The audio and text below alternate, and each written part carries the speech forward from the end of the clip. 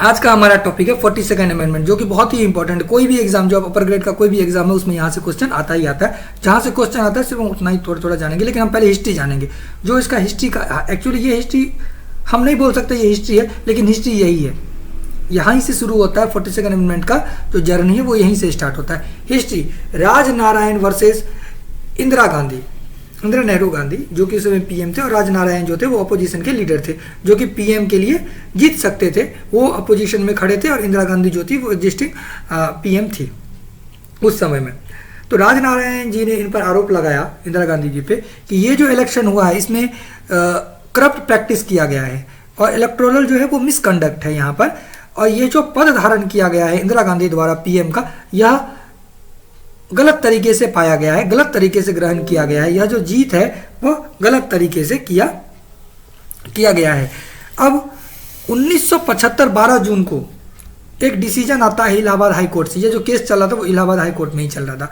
अब ये इलेक्शन कब हुआ था? 1971 में हुआ था, ठीक है। अब 1975 12 जून को जस्टिस सिन्हा एक ऑर्डर पास करते हैं जिसमें वो कहते हैं कि ये जो इंदिरा गांधी हैं इन्होंने सही में गलत तरीके से यह पद धारण किया है। यह जो पीएम है अब ये पीएम नहीं रहेंगी, उनको पीएम के लिए डिस्क्वालीफाइड कर दिया गया और 6 साल के लिए बैन भी कर दिया गया, 6 साल के लिए बैन किया गया उनको। अब इंदिरा गांधी उस समय की बहुत स्ट्रांग लेडी थी और पीएम भी थी, तो ये कैसे मान लेती इलाहाबाद हाई कोर्ट का बात। तो इन्होंने क्या किया, और इसमें कहा गया कि इलेक्टोरल जो मिसकंडक्ट हुआ है और करप्ट प्रैक्टिस इसमें है, इसीलिए ऐसा ऐसा उनको सजा के तौर पर कहा गया कि आप जो है वो पीएम नहीं रहेंगी और 6 साल के लिए आपको बैन किया जाता है। अब जो इंदिरा गांधी थी वो चुप कैसे रहती, भाई पीएम थी और उस समय में कांग्रेस का बहुत सारा नाम भी था। तो उन्होंने क्या किया, सुप्रीम कोर्ट में फाइल कर दिया केस। अब सुप्रीम कोर्ट क्या था, वैकेशन पे था उस टाइम में, तो इनको क्या हुआ, कंडीशनल स्टे मिल गया, तब तक ये पीएम रह सकती थी। तो अब इन्होंने क्या किया, जब ये दिल्ली गई, अब दिल्ली में एक और काम हो रहा था। जयप्रकाश नारायण एक रैली निकाल रहे थे छात्र संघर्ष समिति के साथ, उसमें लड़का लोग होता है, स्टूडेंट लोग होता है, तो वो एक समिति था, एक ऑर्गेनाइजेशन था, उसमें जयप्रकाश नारायण के द्वारा, उसके साथ जयप्रकाश नारायण के द्वारा एक रैली निकाला जा रहा था, दिल्ली में एक आंदोलन किया जा रहा था जिसका स्लोगन क्या था, सिंहासन खाली करो कि जनता आती है। क्वेश्चन यहाँ से पूछा जाता है, हमने कहीं कहीं देखा है कि सिंहासन खाली करो कि जनता आती है, यह किसके टाइम पर कहा गया था। तो यह जयप्रकाश नारायण के रैली में इस स्लोगन का प्रयोग किया गया था, सिंहासन खाली करो कि जनता आती है। इसमें से जयप्रकाश नारायण, छात्र संघर्ष समिति, कुछ भी हो सकता है ये। तो ये स्लोगन बहुत फेमस था, अभी बिहार इलेक्शन में भी बहुत फेमस था, सिंहासन खाली करो कि जनता आती है। उसके बाद यहाँ तक बात हो गया। अब 25 जून 1975 इंडिया में इमरजेंसी लग जाता है। कौन सा इमरजेंसी? नेशनल इमरजेंसी, यानी कि आर्टिकल 352 लग जाता है। कब? 25 जून 1975 को। यहाँ पर गलती से हो गया first national emergency, first national emergency नहीं था जहाँ तक हमको लग रहा है, क्योंकि इंडिया और चाइना के जब वार हुआ था तब भी एक जो इमरजेंसी था, नेशनल इमरजेंसी, वो लागू हुआ था। पाकिस्तान के बारे में भी हुआ था, पाकिस्तान का तो हालांकि बहुत बाद में था, तो ये फर्स्ट इमरजेंसी शायद नहीं कहा जा सकता। खैर 25 जून 1975 को ये इमरजेंसी इंदिरा गांधी के द्वारा लगा दिया गया था। अब हम ऐसा क्यों कह रहे हैं कि इंदिरा गांधी के द्वारा लगा दिया गया था? क्योंकि 352 का जो रूल था, पहले नेशनल इमरजेंसी का जो रूल था अभी भी है, उसमें 3 कंडीशन है। 3 कंडीशन है, पहला है वार, दूसरा है एक्सटर्नल एग्रेशन और तीसरा है इंटरनल डिस्टर्बेंस, जिसको अब बदल कर दिया गया आर्म रिवेलियन। क्योंकि ये इंटरनल जो डिस्टर्बेंस था ना, इसी का गलत इस्तेमाल करते हुए इंदिरा गांधी जी ने बहुतों को अरेस्ट करवाया था, इसीलिए इसको बदलकर आर्म रिवेलियन कर दिया गया। अब इंदिरा गांधी जब इमरजेंसी लगाती हैं तो इनका जो इमरजेंसी लगाने का तरीका था वो भी गलत था। उन्होंने क्या किया, रात में इमरजेंसी लगाया और उन्होंने कैबिनेट जो है उसमें कैबिनेट का एडवाइस पड़ता है, रेटिफाइड जो है वो सुबह में किया। जो कैबिनेट था उससे भी ना पूछे, किसी से भी ना पूछे, एक प्रेसिडेंट को कहा गया कि तुम लेटर लिखा और प्रेसिडेंट जो है वो लगा दिया इमरजेंसी 352 के अंदर। अब कैबिनेट जो है वो सुबह में रेटिफाइड किया इन बातों को, ये गलत था। बिना कैबिनेट से पूछे आपने लगा दिया, तो ये उस समय में भी गलत था, यानी कि उस समय में भी इलीगल काम हुआ है। लेकिन अब जब इंदिरा गांधी थी तो जब इतना कुछ हो ही रहा था तो ये भी सही, ये भी हो गया। उसके बाद एक मीसा एक्ट था, इसको कहा जाता है मेंटेनेंस ऑफ सिक्योरिटी एक्ट 1971, ये भी लागू कर दिया गया था। इसमें इसके तहत किसी को भी अरेस्ट कर लिया जाता था, ठीक है, क्योंकि बोलता था कि जो सिक्योरिटी का खतरा हो गया इसको अरेस्ट करना पड़ेगा। जितना भी अपोजिशन का व्यक्ति था सबको पकड़ के अरेस्ट कर लेता था, जितना भी बड़ा बड़ा नेता था सबको पकड़ा, जहाँ की बोला इंदिरा गांधी मुर्दाबाद, कांग्रेस मुर्दाबाद, कि बस वो मतलब देश पर बहुत बड़ा खतरा आ जाता था सिक्योरिटी पे, तो तुरंत उसको पकड़कर पिंजरे में डाल दिया जाता था, यानी कि जेल में डाल दिया जाता था, वो बंद हो जाता था। ये मीसा का पावर था, उस समय मीसा का इस्तेमाल हो रहा था। पहले बात तो इमरजेंसी इंटरनल डिस्टर्बेंस के नाम पर गलत, उसके बाद फिर मीसा का गलत उपयोग। हम ये नहीं कह रहे कि इंदिरा गांधी कर रही थी, कांग्रेस कर रही होगी, पुराना वाला कांग्रेस कर रहा होगा, जो भी है। कांग्रेस खराब है मैं ऐसा नहीं बोल रही, कांग्रेस ने बहुत सारा काम भी किया, अच्छा, ऐसा नहीं है कि एकदम ही काम नहीं किया है। कभी 90 रुपये पेट्रोल नहीं खरीदा कांग्रेस के टाइम में, सॉरी 105 110 अभी खरीदना पड़ रहा है। खैर जो भी है, हम अपने टॉपिक पर आते हैं।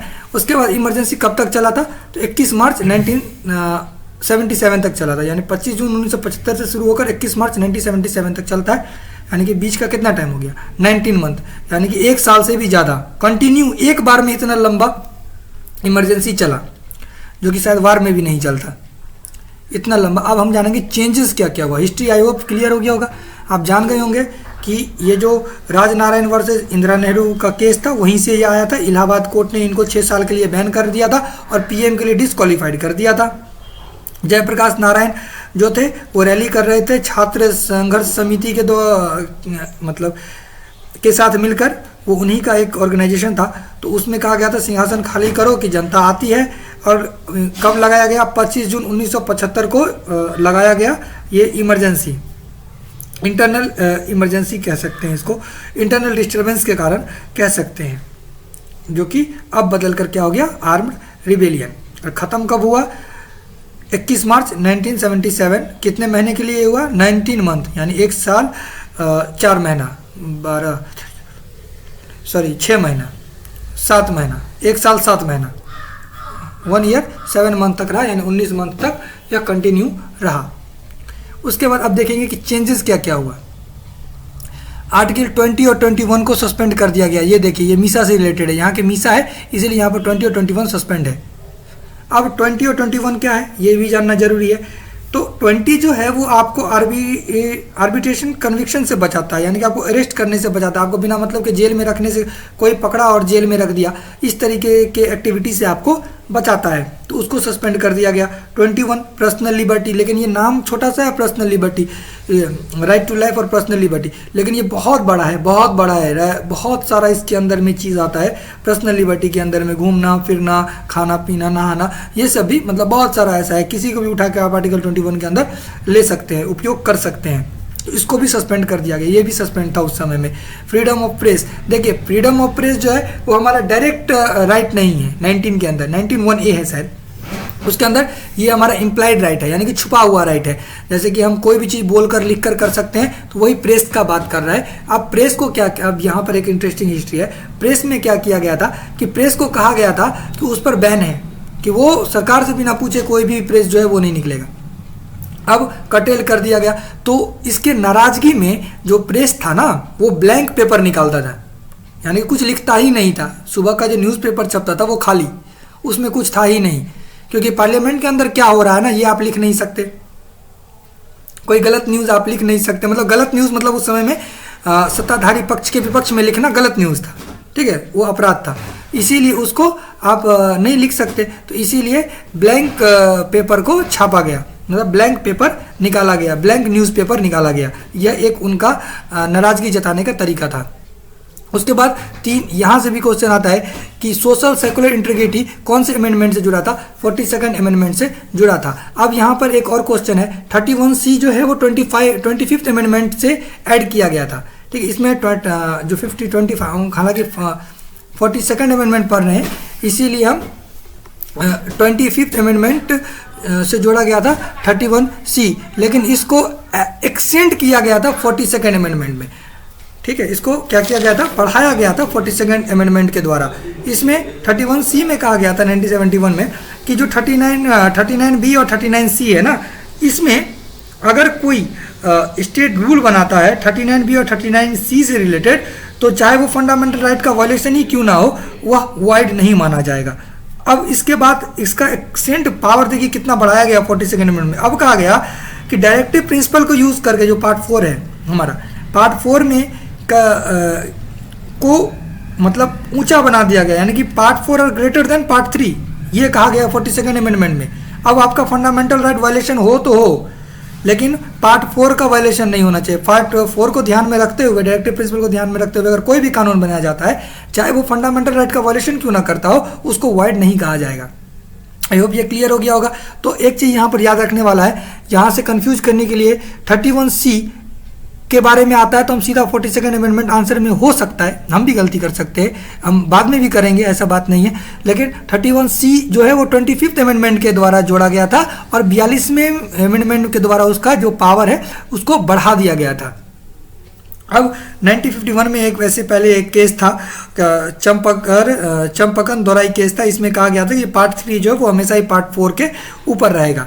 ठीक है, तो ये मतलब अमेंडमेंट का जो तरीका था वो भी गलत था, ये भी रूलिंग था, उसको हम मान सकते थे। लेकिन इंदिरा गांधी उस समय में थोड़ा सा एकदम प्रो लेवल में थी, इसीलिए कुछ भी कर सकती थी, उनका कोई भरोसा नहीं था, उनके ऊपर कोई नहीं था उस समय में। 31D anti national. अब ये एंटी नेशनल वर्ड का बहुत यूज़ होता है आजकल, कोई किसी के पक्ष में बोलते बोलता एंटी नेशनल है। पहले अब देखिए कि एंटी नेशनल का शब्द जो इस्तेमाल करता है ना, उसके समय में ये कैसा इस्तेमाल होता था एंटी नेशनल। 31D के अंदर इसमें कहा गया था, एंटी नेशनल एक रूल बना था, इसमें स्टेट कोई भी रूल बना सकता था, कोई भी लॉ बना सकता था। अब चाहे वो फंडामेंटल राइट का वायलेशन क्यों ना करता हो, आप उसको क्वेश्चन नहीं कर सकते। अब बोलिए, इतना बड़ा कानून है, आप किसी को एंटी नेशनल के तहत गिरफ्तार कर सकते हैं, आप उसको एंटी नेशनल बोल दिए, वो एंटी नेशनल हो गया। अब चाहे आपका फंडामेंटल राइट वायलेशन हो, चाहे कुछ भी वायलेशन हो, आप केस भी नहीं कर सकते, आप जुडिशरी में भी नहीं जा सकते, यानी कि आप मतलब केस भी नहीं कर सकते, आप कोर्ट में भी नहीं जा सकते। इसका मतलब यहाँ पर यही है, क्योंकि आपका फंडामेंटल राइट का वायलेशन हो फिर भी आप क्वेश्चन नहीं करेंगे। ठीक है, उसके बाद 39A, ये एक अच्छा चीज़ था, फ्री लीगल एड देने का बात कर रहा था। 43A secure the participation of worker, यानी कि एरिया से कितना आदमी आ रहा है, ये भी ठीक था, यहाँ से कोई क्वेश्चन नहीं आएगा। 48A protection and improvement of environment safeguarding of forest and wildlife, ये भी ठीक है। उसके बाद 39F, ये रिड्राफ्टेड हुआ था। उसके बाद हम आते हैं कहाँ, आर्टिकल 352, इसमें एक चीज़ ऐड किया गया था, प्रेसिडेंट डिसीजन फाइनल, यानी कि अब क्या है कि एडवाइस करेगा कैबिनेट, उसके बाद ही ये आगे आप इसको ले जा सकते हैं। पहले रिटेन में ऑर्डर देना, अब क्या है कि रिटेन में आप लिख के दीजिए प्रेसिडेंट को, फिर कैबिनेट का मतलब कैबिनेट के एडवाइस पर, सिर्फ अकेला पीएम नहीं कर सकता है। उस समय में क्या हो गया था कि जो प्रेसिडेंट का डिसीजन होगा वो फाइनल होगा, ये किसी से पूछेगा नहीं, ये क्वेश्चन नहीं किया जा सकता, ऐसा यहाँ पर आया था, बात को कहा गया था।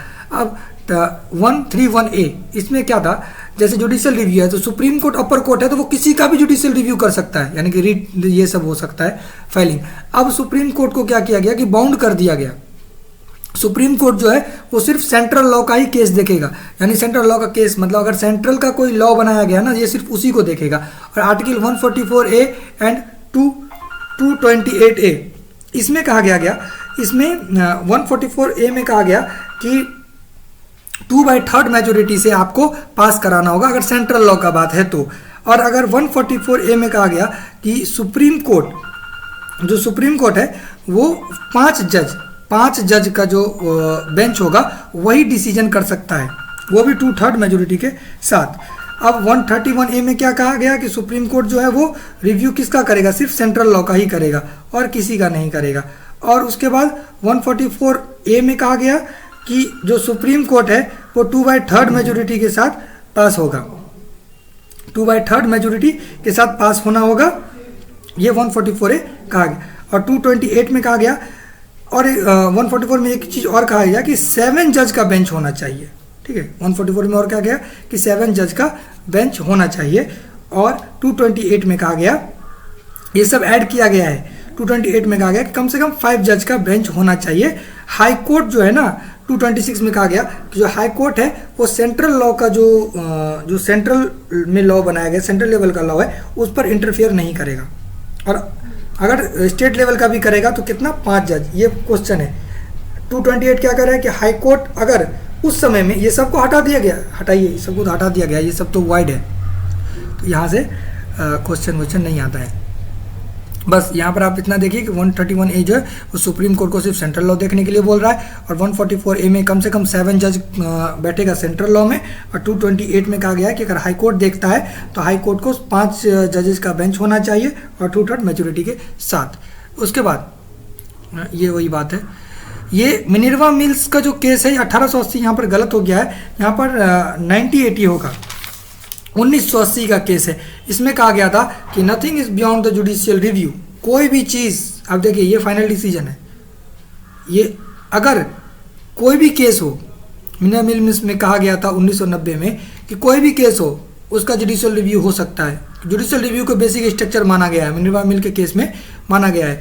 368 के अंदर कोई भी आपके पास पावर है, ठीक है। ये भी एक चेंजेस हुआ था 42nd अमेंडमेंट में कि 368 के अंदर जो कानून है वो एक कानून को आप मतलब जुडिशियल रिव्यू में नहीं दे सकते, आप नहीं कर सकते। लेकिन अब का जो केस है कि इसमें मिनर्वा मिल के केस में 1980 में कहा गया कि nothing is beyond the judicial review. ये इमरजेंसी के बाद का बात है। 1977 में जनता पार्टी जीत गई थी, मोरारजी देसाई जो थे ये पीएम थे उस समय में, जनता पार्टी, और इनके द्वारा 44th अमेंडमेंट 44 अमेंडमेंट आया। आई होप यहाँ तक सब कुछ क्लियर हो गया होगा। एक चीज़ और है यहाँ पर, फ्रोज डी एलिमिनेशन। फ्रोज डी एलिमिनेशन बोलता है कि जितना मतलब जैसे कि हर एक बार जो कंस्टिट्यूंसी है ये डिपेंड करता है कि कितना व्यक्ति है, मतलब जितना व्यक्ति होता है उसके हिसाब पे एरिया बांटा जाता है, वोटिंग एरिया, ठीक है। अब इसमें ये हर एक 10 साल में होता है, जो हर एक 10 साल में होता है। अब डिलिमिनेशन में कहा जाता है कि इसको फ्रोज कर दिया गया, यानी कि इसको फ्रीज कर दिया गया, रोक दिया गया एकदम से कि अब ये नहीं होगा, ठीक है। ये जो एरिया बन चुका वोटिंग के लिए वो एरिया बन चुका। आज के लिए इतना ही। जय हिंद।